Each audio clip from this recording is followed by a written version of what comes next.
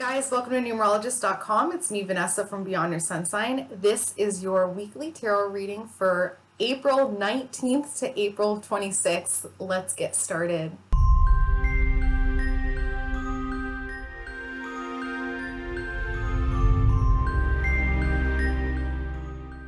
So there's a lot of similar players in all three of these readings as to the April general reading. So I'm really urging you guys to pop over to YouTube, numerologist.com, and watch the April general reading because there's a lot of connections here, right? And now that we're at the end of the month, it's really important to reflect back, always. Okay, if you chose card number 1, Hermit mode. Just like at the beginning of the week, if you chose card number 1, Hermit mode. Did you hermit? Let's be honest, okay? Let's be honest. Did you hermit? Did you take that week of independence, of doing what you needed to do, of really embracing this Aries energy of being alone? Alone. What's so scary about being alone? We're born and die alone. What is so terrifying about being alone? Why do we have such an attachment to others? I understand that, as a double air sign, I totally understand this need to communicate, but sometimes I need to communicate to my higher self, and I don't get a chance to do that unless I'm alone, right?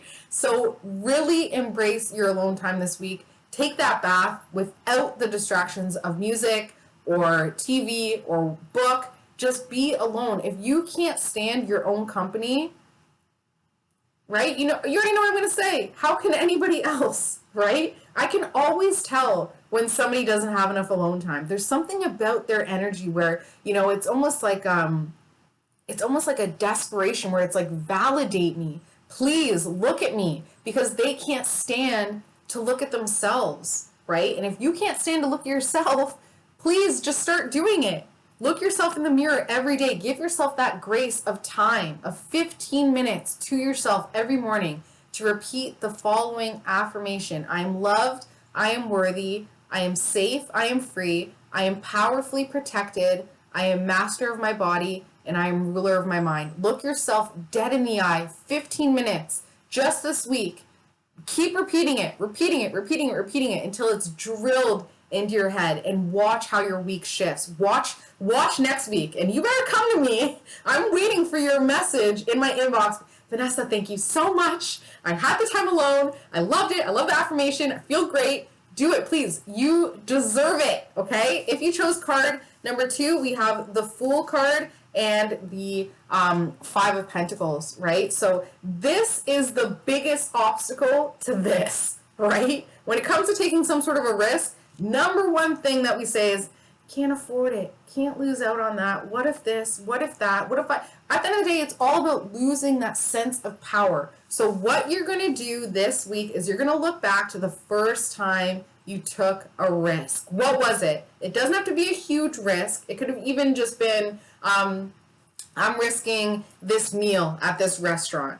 How did it turn out? Was it positive? Was it negative? That will give you insight into why you're feeling this way when it comes to taking those big risks. The small actions end up leading to the big actions. So taking that risk and saying, I ordered the chicken burger, but I really wanted the salmon, and the chicken burger sucked, right? I should have ordered the salmon, right? So now going forward, that small little act of a risk has started to tell you that the little risks that you take end up being a negative situation, a waste of money, right? A waste of time. My husband gets cheesed whenever his food isn't good. He puts all this energy into, let's try something new. Let's take a risk on that restaurant. And when it doesn't taste good, it is like the end of the world, right? And I see how it correlates to his life when it comes to taking risks, because he's lost that sense of trust within his intuition and risk-taking.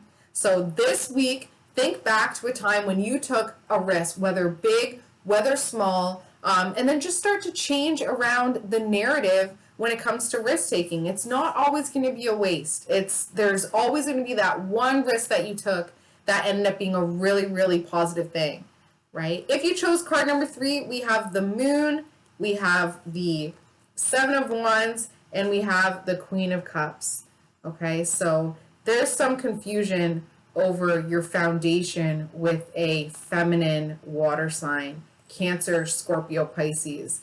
It's not right. You're not seeing this clearly enough. This is a false sense of foundation. It's just not there. So I think also positive affirmations will work really well for you in this case as well, just because you're not seeing it right. There's something not right about it. And if this is a mom, that's even worse, right? That means that you've built a false sense of foundation on something that you weren't even sure about in the first place. Can you really look at your feminine influences from your childhood and think that they did it right? Or do you look back and you're like, damn, mom was depressed, or or mom was heartbroken, or mom was really toxic, and I built my foundation off of that? My older sister, who's Pisces, she was really toxic and a bad influence, and I've built my foundation off of that. Like, there's confusion there, and it's time to really look at it and rebuild, because this isn't it. This is not it. And that's the oldest excuse in the book, to say, well, it's how mom did it. It's how grandma did it. My mom's a man hater. My grandma's a man hater, so I hate men, And then you lose opportunities to fall in love, right? The foundation is false. So it's time to shift that and recognize that it's not right, and rebuild your foundation so you can change the legacy. That's true generational wealth right there. Changing that programming that just is not correct. Right. If you guys need more guidance or information, please feel free to message me. I'm on Instagram at BeyondYourSunSign, or you can email me beyondyoursunsign@gmail.com. Love you guys so much, and I will see you next week. Bye, guys.